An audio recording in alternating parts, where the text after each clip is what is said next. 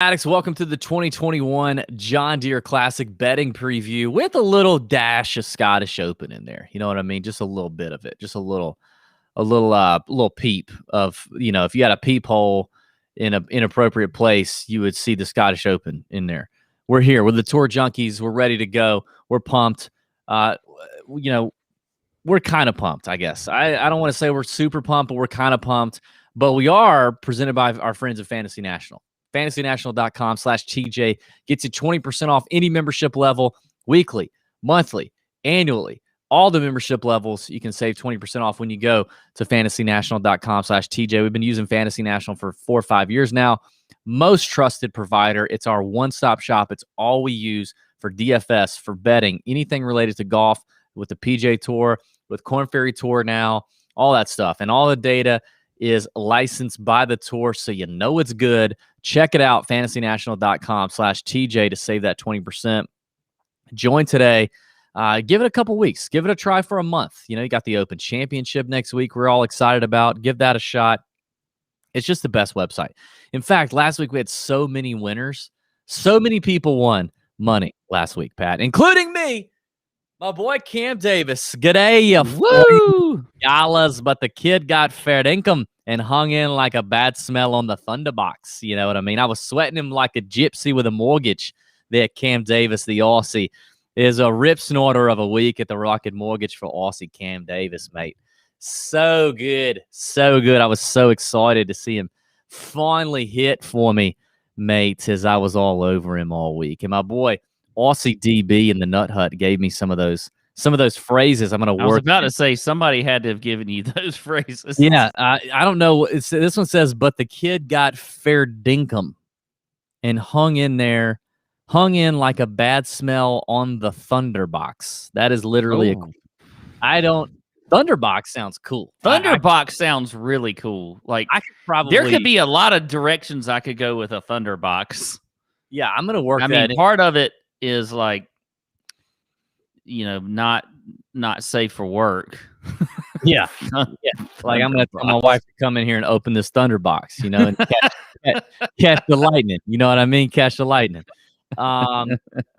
So producer Sam says fair dinkum means unquestionably good or genuine. Whatever, man. It's a killer phrase, and Thunderbox should be worked in on the reg. Anyway, I've loved Cam Davis since day one, and it feels good when a player that you've been on for a long time finally hits for you, and against all odds. I thought I was dead with the Cam Davis bet. I had Cam Davis, you had Chris Kirk. I had Seamus Power, and so I also had Jason Kokrak. And last few holes on Sunday, it just looked like everybody was bowing out, including Cam Davis. And then the bunker shot, incredible shot, and the birdie on 18 to get him in the playoff. Man, it was fantastic. It just feels good. And I said on this very show, he was at 160 to 1 on one book and 80 to 1 on the other, or 100 to 1 on the other. I think he was half or almost half. And I was like, God, you got to get on that. Jump on it. You know what I mean? And so we hit it. A bunch of listeners hit it. We had a bunch of winnings in the Nut Hut. I saw a bunch of screenshots last night that were fun to see. A lot of stuff on Twitter being thrown at us. A lot of people jumped on it and won. God, I love Cam Davis. Thunderbox also is slang for toilet. So I'm not really sure. I don't know. Maybe we can make that. I don't like that. I'd like to make that something different. Yeah.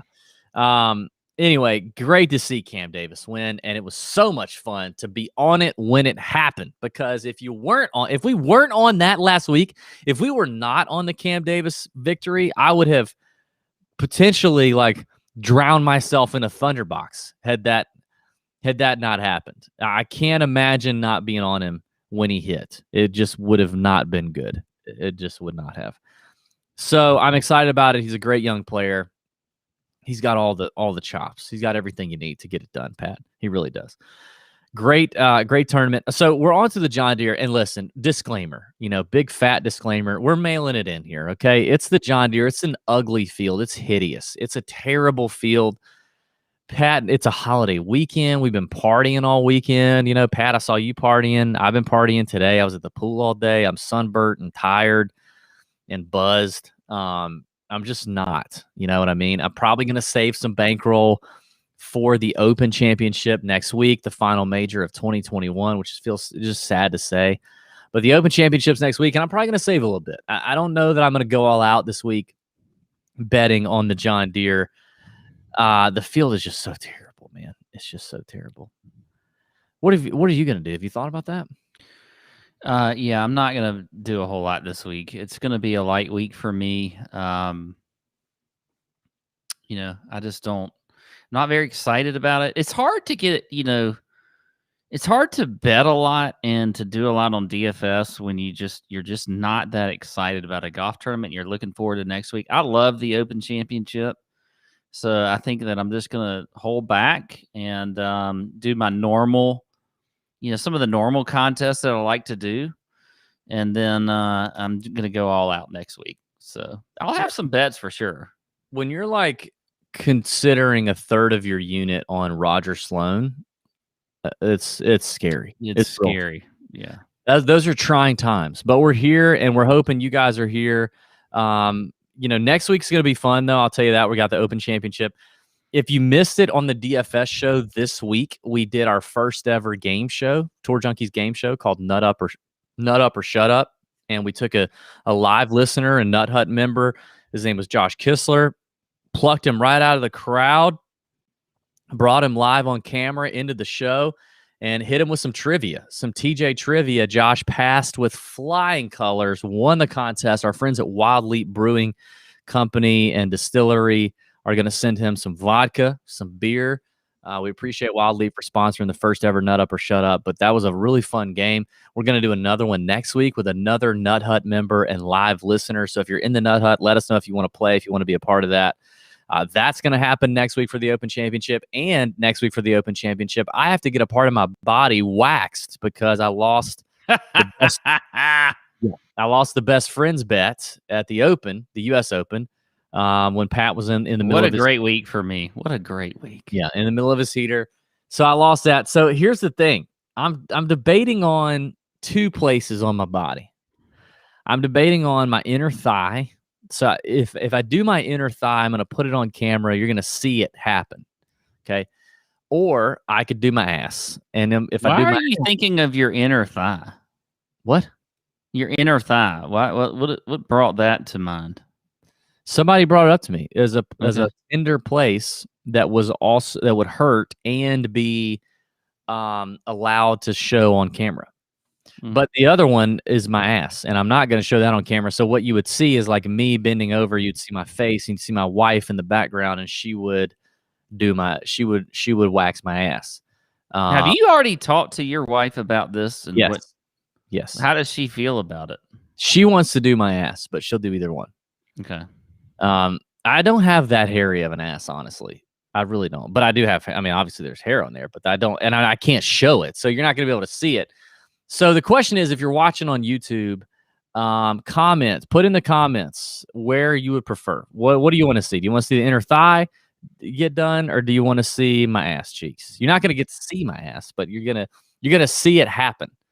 So either one, what do you want to see done? Put that in the YouTube comments. If you don't care, if you think both are gross, if you think that's weird, then just comment something for the algorithm. That'd be great. And give it a thumbs up and give it a subscribe on YouTube. Marcus Miklovich, no, you're in the chat. If you're really committed to TJ, you would do your left eyebrow. Well, I'm not full-time TJ. If I was full-time TJ, I would do that, but I have a real job, and you guys aren't sharing the TJ gospel well enough to get me full-time TJ. And if you were, then maybe I would do my left eyebrow. So I'm flipping that back on you. I'm going to thunderbox you. And now you have to feel guilty because you're not sharing it enough with other people. So you like apples? Yeah. I like them apples. I just did that right there. I just did that to you, Marcus. You bastard. Okay. I think that's it. So next week's show is going to be awesome, is what we're saying. Next week's show is going to be a lot of fun. This week's show, it is just very debatable. You probably already quit listening. So join us next week for the Open Championship. It's going to be a lot of fun. Pat, getting into this week for the John Deere Classic at TPC Deere Run, What do you have for us in terms of, what do we need to know about the golf course? Well, it is a very easy golf course at TPC Deere Run. It is a par 71, playing 7,268 yards. Just like normal, we'll have a full field event. Low 65 and ties will make the cut. Bent grass greens this week, kind of undulating greens, but they're still fairly easy. It's going to be another birdie fest. We always got to get a birdie fest on this course. Strokes gained approach is going to be extremely key here. The fairways are very easy to hit. The rough is usually grown up a little bit, but it doesn't matter because the fairways are so easy. You really got to be great with your approach game here. I'll look at some course history and obviously recent form. Your past champions. We did not have a tournament here, by the way, last year. But Dylan Fratelli in 2019 won at 21 under. Michael freaking Kim won here in 2018 at 27 under. Bryson, I believe this is his first tour victory in 2017 at 18 under. And then you had Ryan Moore in 2016 at 22 under, and then Jordan Spieth, I think it was also his first tour win in 20 under. So a lot of scoring this week. When Fratelli won, he lost strokes on approach, which is amazing because everybody else in the top 10 gained strokes, and they always do here on this course. But his putter was lights out. I think he gained like 7.5 or 8 strokes putting. So again, approach play is going to be huge, and a lot of scoring this week. So, in a crappy field. Yeah, crappy field. Winning score is going to be around that 21, 22 under is what a lot of the books are going to have it. The weather looks fine, maybe a little soft, maybe a little wind, but it's still going to be easy scoring conditions. Every year on the PGA Tour, this is one of the easier, scoring courses in the rotation. If you look year after year, and with the weak field, anybody could win this thing. Anybody could get hot. It definitely feels like one of those that's just like all about who's going to get hot with their irons and putter, which is exactly what Fratelli did. I mean, not with his irons, but we got hot with his putter. Michael Kim also got hot with his putter. So yeah, I mean, that's what it feels like. Now, in terms of betting odds history, Fratelli won at around 90 to 1. Michael Kim was around 300 to 1. Bryson was at about 50 to 1. Ryan Moore at 20 to 1. Jordan Spieth was he was a favorite around 5 to 1. Brian Harmon's won here before, 125 to 1. It was now Jordan Spieth when he won his first one was in 2013. He was 40 to 1. So I definitely had plenty of long shots here win this golf tournament, but also some shorter odds names like Spieth the second time, Zach Johnson in 2012 at 12 to 1, Steve Stricker in 2011 at 7 to 1. So I just think with this field, the names you see at the top, it's not likely that we get that. I mean, Berger is by far the class of the field as your betting favorite here. But it's a pretty steep drop off after that. He's 11 to 1. And then Brian Harmon, 16 to 1 along with Sung Jae. So Birdie Fest, and a lot of different names could come up and win this golf tournament. So there you go. Now, listen, I need to tell some people out there who may need some high quality video production. Maybe you own a business. Maybe it's part of a project that you're working on or something like that. Our friends at Tranter Gray have filmed a bunch of content for us. And lately, we've used them on some real special stuff we've been working on, okay? They know what they're doing, and they do it all over the world. They will come to you wherever you are, all over the world, maybe even in space, they'll come to you. They travel everywhere. They work with medical practices, nonprofits, Fortune 500 companies, making promotional videos, everything you need to help represent your brand. We've personally worked with them, and we've seen their work with No Bull, which is an athletic apparel company, Bill Murray and his Caddyshack brand. So if your company needs any type of video production, we guarantee you these guys can deliver an exceptional product for you. Check out trantergrey.com. That's TRANTERGREY.com to see how they can help you guys out. We appreciate Tranter Gray for sponsoring the podcast and being a big supporter of the Tour Junkies. These guys do really, really good work. All right, Pat, let's talk about it, man. Let's talk about the top of the betting board here on for the John Deere Classic, buddy. Now, we typically break this up into segments. The first segment being favorites up to 25-1. And I can't bet anyone up to 25-1. I just can't. I can't pull the trigger on anyone here. Even my boy, well, let's see. Cam, I guess Cam's around that 30-1, 28-1 number. I just in this field, like nobody is that good. I'm not going to bet the favorite in Daniel Berger at 11-1. Sung Jae is so back and forth and so up and down. I'm not a believer. I refuse to bet Brian Harmon at 16-1. I'm just not going to bet anybody. So I'm staying away from all of them. I don't have any of them up to 25-1. I won't do it. I don't mind that, but I don't know how. I like Russell Henley at 20-1. I think Russell Henley at 20-1 is a pretty good number. I will bet him there. Obviously we saw him play well at the U.S. Open a few weeks ago. I think his scoring potential might be, a little less than some of the others up here, but I still like Russell Henley at that number at 20-1. We know he's a great, ball striker, great on approach, can be a good putter at times. He's sort of been known as a good putter, but then that's sort of fallen off over the last few years. But I like Russell Henley there at 20-1. So he's my favorite guy in this range. I mean, I like Henley. I do like Henley.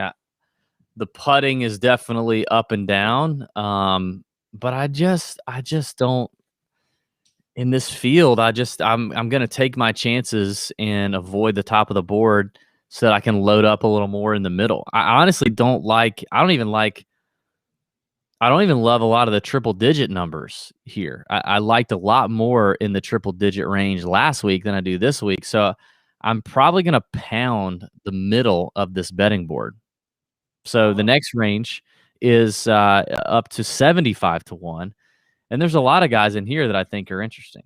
The first one I'll talk about, I guess, is Kevin Streelman. You can find Streelman at 28-1 on DraftKings. So, he just, and honestly, if he were 25-1, I think I would bet him.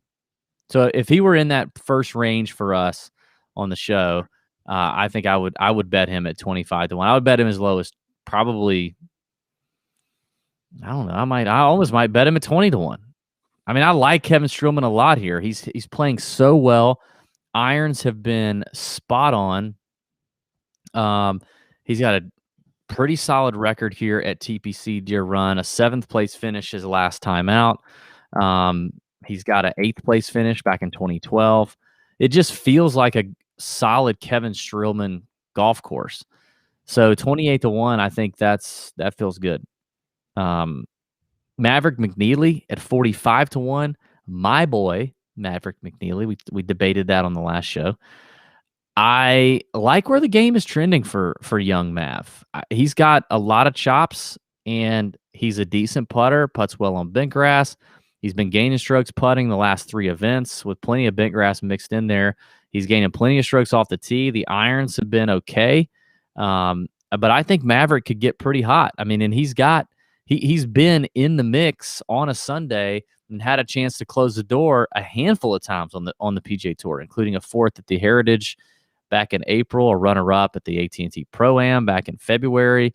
He's got another top 5 at the AT&T Pro-Am. Like he's going to benefit from this not being a super long course. It's not for sure a bomber's track, but I like him at 45-1. I think it's a nice number for him.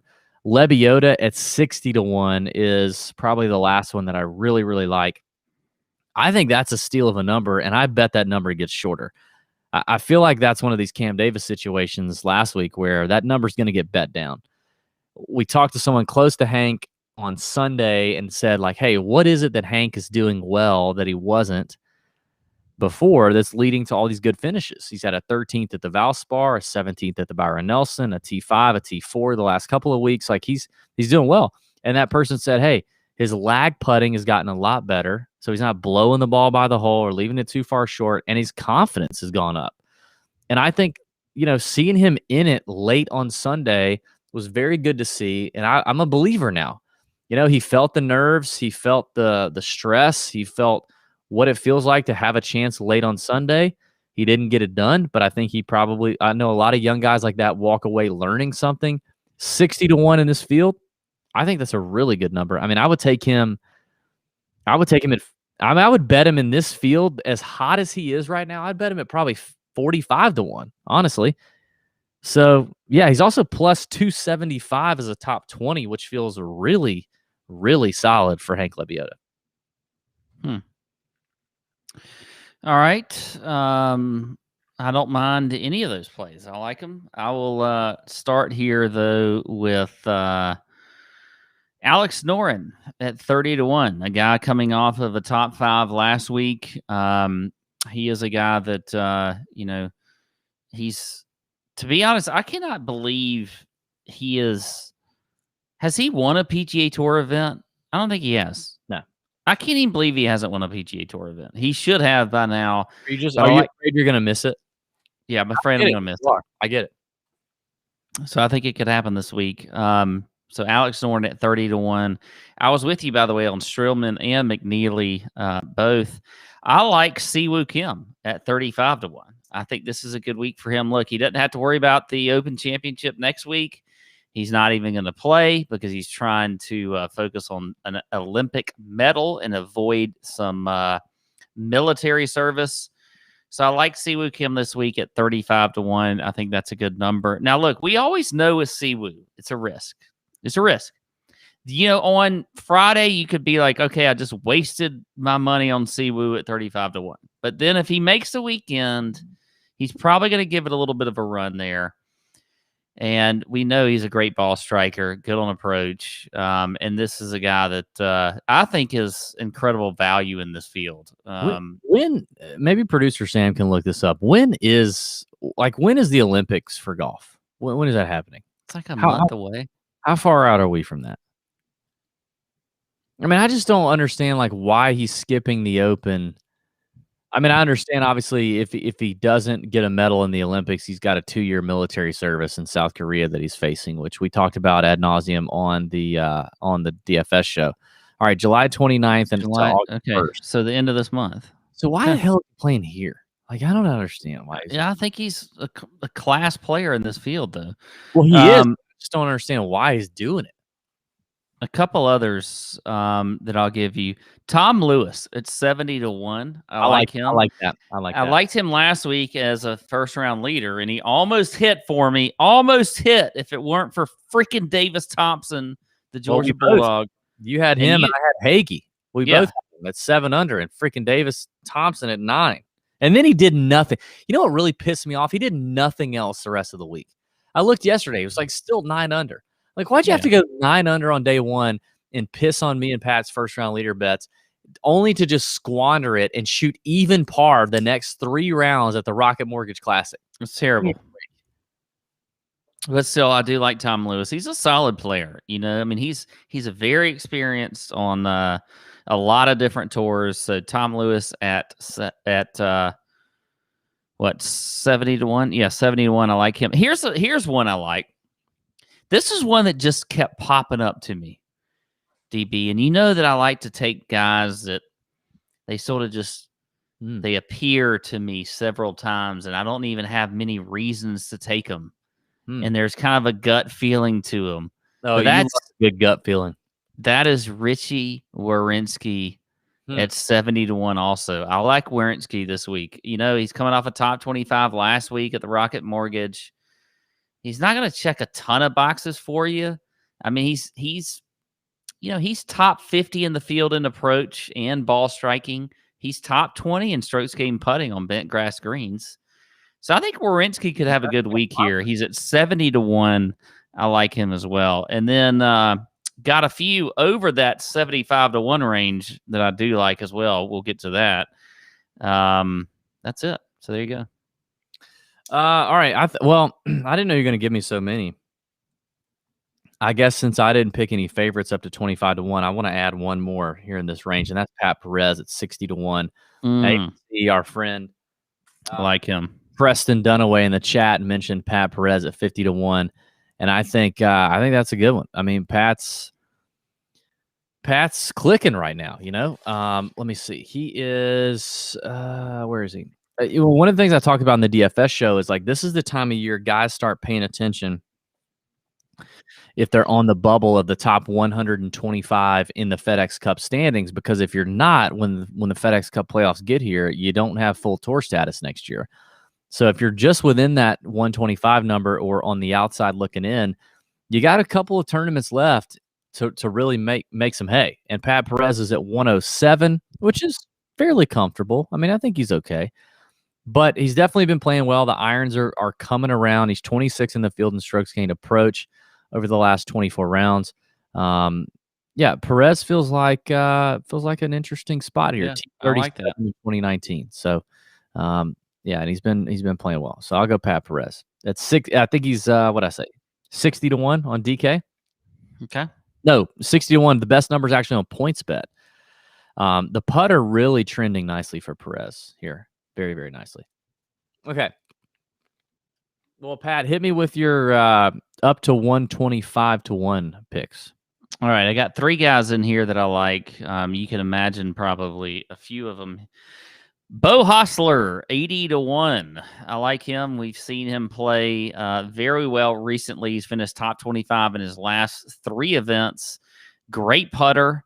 So 80-1, I like Bo Hostler. Patrick Rogers also is at 80-1. A guy finished second here a few years ago. I think it was to Bryson.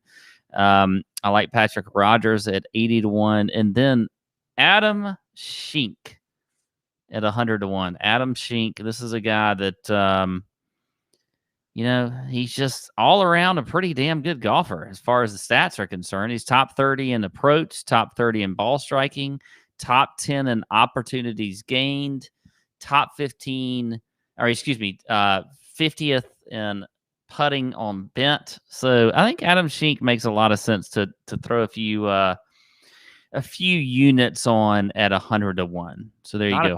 Hostler, Rogers, and Adam Schenk. I wouldn't put a few units on him. Maybe a quarter unit or something. I would never blow my unit on Adam. Well, yeah, I mean, not like a few. I mean, you know what I mean? Like, yeah, a little bit of a unit, a little piece of a unit. Yeah, some units. I love Bo Hostler at 80-1 on DraftKings. He's 3.5-1 as a top 20 play. I'm all about that one.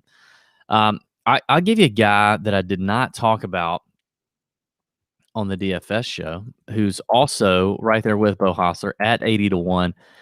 He is 25th in the field in strokes gained approach off the tee. Actually, not that bad either. He's not very long off the tee, so that's a problem, but not a problem here, but in general.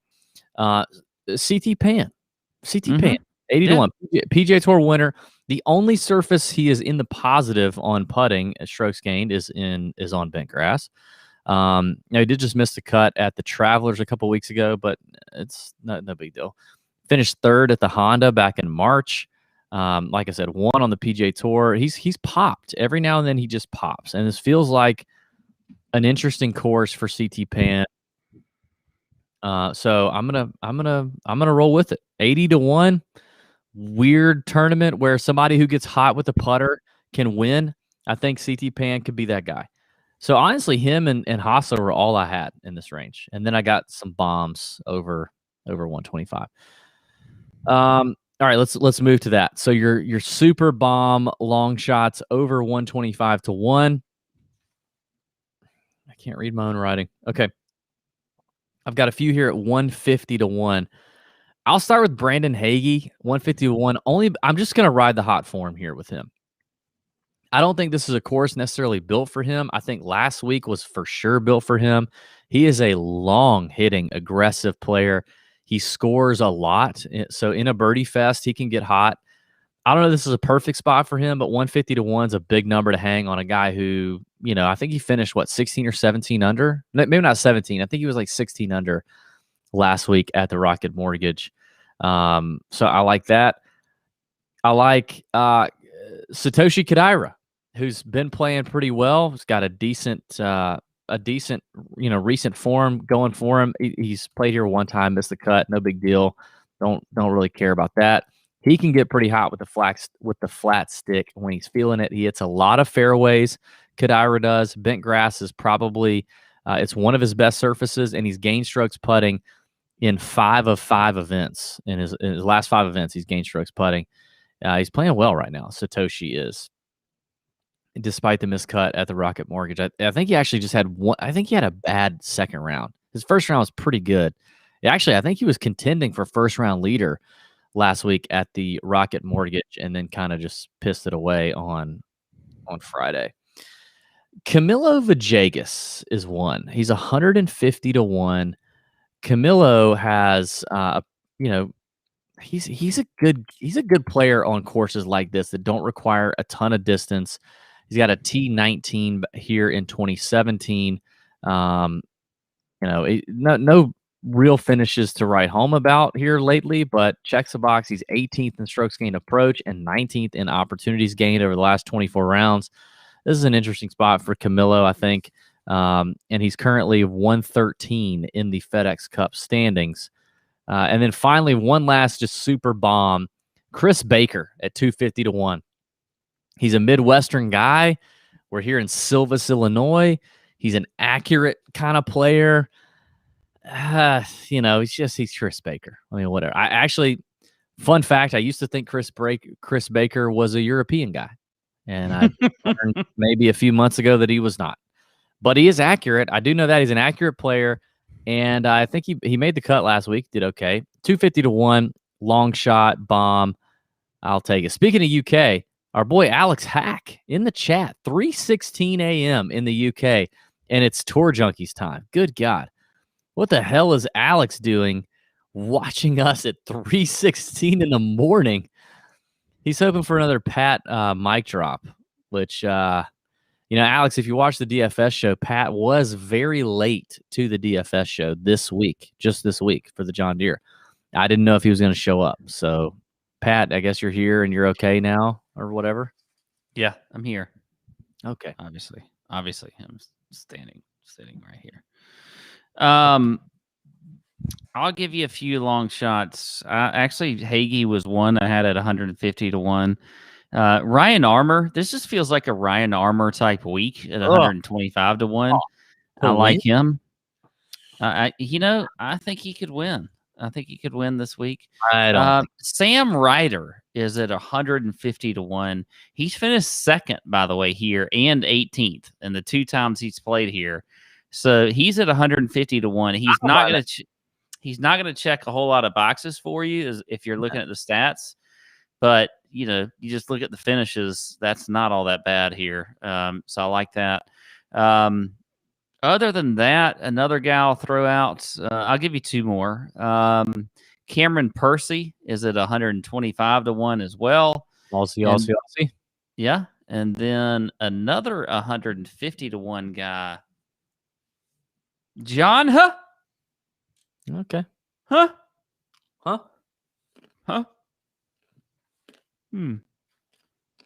That's it. Oh, okay. Yeah. So you just throw, okay. I got some top 20s here, Pat. Good for you. Good. Okay. I'll start on the shorter end of those. I mentioned Hank Lebioda. He's at plus 275. I think that's a really good number. I think you need to jump on that right now. That's going to get shorter. Kyle Stanley is plus 225. You don't like Doc Redman there at plus 225? What's wrong with Doc, man? Doc's kind of disappointed me last. Yeah, I don't know. Top 20. I don't mind that. I don't mind that. I don't mind Doc at plus 225. I don't know, man. Stanley's ball striking, as always, continues to be really good. God, if he could just have a neutral week with the putter, he'd be unstoppable. But even without that, I think a top 20 is for sure in the books for him, for Kyle Stanley. A couple guys we mentioned earlier, Bo Hostler's at 3.5 to 1. CT Pan's at 3.5 to 1. If I had to pick, I'd much rather have Bo Hostler at 3.5 to 1. I think that's a very solid top 20 pick. A guy who we talked about on the DFS show, Roger Sloan, 4 to 1. Maybe he's a PGA Tour player. Yeah. Maybe he's a very successful real estate agent in your town. I don't know. He could have a billboard with a weird picture on it. Roger Sloan, 4-1 is the guy. I always mention this guy, and I didn't mention him on the DFS show, and I may have somewhat of a love connection with him. But Vincent Whaley is 5-1, and I don't think this is a perfect course for him, but he's 134 in the FedEx Cup standings, and dang it, I don't want to see Vincent Whaley go back to the Korn Ferry Tour next year, and neither does he. So, Vincent, step it up, 5-1. Get yourself a top 20 and get some damn FedEx Cup points before you piss me off. And then Brandon Hagee, the guy we're both on, 5.5-1, top 20. A guy coming in hot, very hot off the Rocket Mortgage. This place probably not as well suited for Hagee as last week, but coming in hot. Well, let's ride it. 5.5-1, top 20. I have 4 bets for the Scottish Open, Pat. 4 bets. Varying ranges here, okay? The Scottish Open is this week. It's over there, and it's in Scotland over there. And it's going to be another birdie fest. The weather looks perfectly fine. The golf course is not super linksy. It's links-ish. And there's all the big names over there. You got Rory and Rahm and JT, Morikawa. Those guys are over there prepping for the Open Championship. But a few names here. I like Tyrrell Hatton. 18-1. Tyrrell Hatton is up there. In the short range, that's where I'm looking. I think Hatton is primed to go low here, get hot with the putter. And then at 50-1, I'm going with Guido. Guido! Guido Magliare! Guido Magliare. I don't think that's his name, but okay. That was loud and wrong. But yeah, Guido. Wait. Guido Migliozzi. Why are you so high pitched? Jeez, back up from the mic when you do that shit. Guido Migliozzi. There we go. Thank you. I like Guido. Anyway, go ahead. He's 50-1, the young kid, and it's a birdie fest. Like, gee, I mean, the kid, he's pumping fists and making birdies. You know what, man? A lot of people don't know this. This is some TJ. This is way back in the TJ files. But way back in the TJ files, we had a young man on our show that we interviewed, and his name was Andrew Johnston with a T, a.k.a. Beef. And he's the man. Andrew Beef Johnston is the man. I love Beef, and he's rounding into form here, and he's at 80-1 at the Scottish Open. So I'm going to go Beef at 80-1, and then finally at 200-1. I kind of see this guy's like Beef, kind of like Beef light. Matthew Southgate is at 200-1 on DraftKings. Southgate also playing well right now. Last couple of events, pretty good finishes here. So I'm going to go Southgate 200-1. Those are my Scottish Open picks. And now, I don't think you have any, right? I do have a few actually that I want to give you. I will. I like Christian Bezuidenhout at 40-1. I like Lucas Herbert. Just one. Hebert at 50-1. Lucas has one ear that sticks out further than the other. Did you notice that when he won last week? Is that going to affect how you play him? It may affect his balance. I don't know. But, I mean, it didn't affect him this past week. He won. No. So I like him as well. He is 50-1. And then Sam Horsfield at 80-1. Oh, Horsfield. I don't know about that. He withdrew last week. I'm not sure why. He pissed me off. I don't care. I think you're getting a longer number because of that. You are. Let's get. Okay. All right. Let them hang predictions of the week. In a week like this where you have a big field at a European Tour event, I had to do a double. I didn't want to cop out and do another. I knew you were going to do a double. I knew it. But you have That's a cop out to me. That's a cop out. And here I am copping out. This was only my second double in like 4 weeks of us doing let them hang predictions. So 50%. The Scottish Open. You got to do it. I'm going Berger.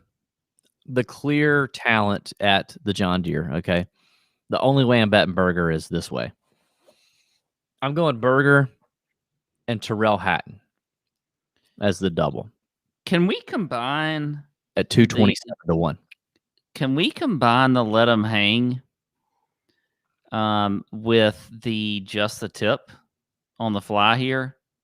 Sure, man. Let's go. You do it. Because I have a question. Where the F do you find these doubles that you look at? Because I don't see them anywhere on anything I look at. So I'm like, where do you find the doubles? Like, if you're looking at, like, give the people the place to look for the doubles. Come on, Pat. This is a very simple answer.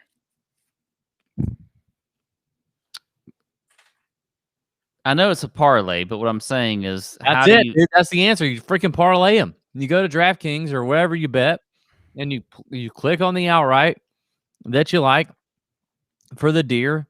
Some people might not know this, especially people that are in states like us that you actually can't bet. Can you go in and put the parlay in, but then just not bet it?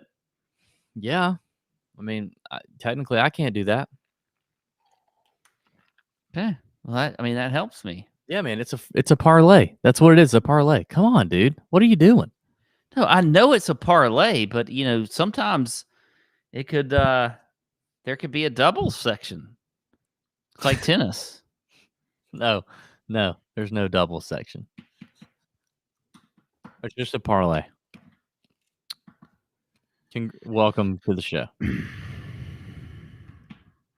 right. Anyway.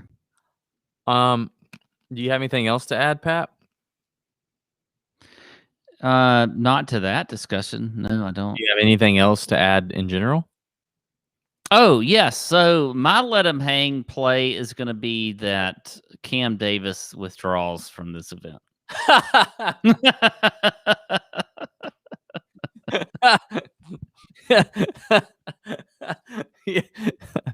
When did you decide that was your let him hang? Literally like 2 minutes ago.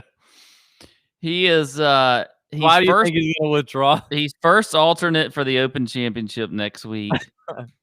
I think he's gonna party a lot the next couple days after his win. Aussies are good partiers. So yeah. I think he's going to withdraw. I think we're going to get a withdrawal tomorrow around 5 p.m. I mean, do I get odds on that? Or like, what are you helping the people get out of this? Are you just telling them like... I'm telling them not to play him. Well, yeah, but if he withdraws, like he's going to withdraw pre-tournament. So yeah, I don't really care. So if it's outrights, like if he's going to withdraw, you're basically telling people, if you want to bet anyone shorter than him, or somewhere around him, you better bet it now. So like Kevin Strillman, 28 to 1, Henley 20 to 1. Yeah, he's going to help you. There's going to be some people you need around to bet those guys now before Cam Davis withdraws, is what you're saying. Cam Davis is going to withdraw. Get those numbers around. I mean, if we're going to mail it in, and it's like, let's just mail it in. Like what you say, mail it in, and then you try to be all smart on this show. We said we were mailing it in. My bad. Yeah, you're right. Fuck that. Hey, let's go mail in DraftKings TJ After Dark. It's our 100th episode of Tour Junkies After Dark on the DraftKings YouTube channel. That should be a great time. Man, I can't believe we've done 100 weeks of that show. I can't believe they've kept us around for 100 weeks. Pretty cool. So yeah, let's do that. In the YouTube comments, do you want my inner thigh or do you want my butt cheeks for the wax job on the Open Championship show next week? And if you want to be a part of Nut Up or Shut Up, the game show that's just going to take the world by storm, you need to get in the Nut Hut and let us know. Let us know what's up. And, have a great week for the John Deere Classic. We're probably going to save some bankroll for the Open Championship next week. And, let's just all do that. But, if you guys do spend some money on the John Deere, just great job. Congrats to you. Let's hit a winner. Cam Davis, thank you. I'm satisfied all the way through the Open Championship. I'm good. I'm excited. Let's go. You're satisfied through the Open Championship? Or I can be satisfied through a few weeks, but I'm going to hang on. I'm just going to just bask in it until the Open Championship's what I mean. Nice. Good job. Okay. Great job on Cam Davis. He's withdrawing tomorrow. The heater is now the heater's now transferring to me. I feel it. Pat's heater has now transferred to me. Now it's me. You guys just forget whatever Pat's saying, forget it. It's now a DB. It's DB heater season is what's going to happen. Okay. And I'm damn excited about it. All right. Thanks for watching. Thanks for listening. Have a great week.